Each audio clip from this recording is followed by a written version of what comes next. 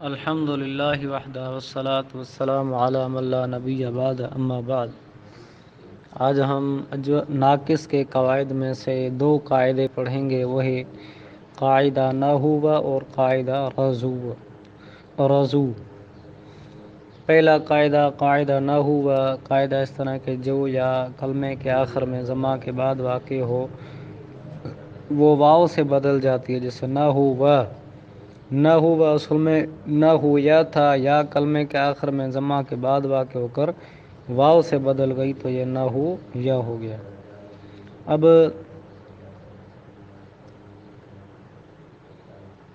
یہ نحو یا سے نحو ہو گیا۔ آگے قاعدہ رضو ہے۔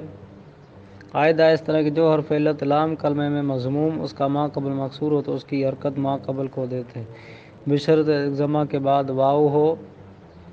پھر اگر اجتماع ساکنین ہو تو حرف علت کو حذف کر دیتے ہیں، جس رضو اصل میں رضیبو تھا۔ اگر واو نہ ہو تو حرکت کو حذف کر دیتے ہیں، یرمی اصل میں یرمیو تھا، یرمی سے حرکت کو گرا دیا، یرمی ہو گیا۔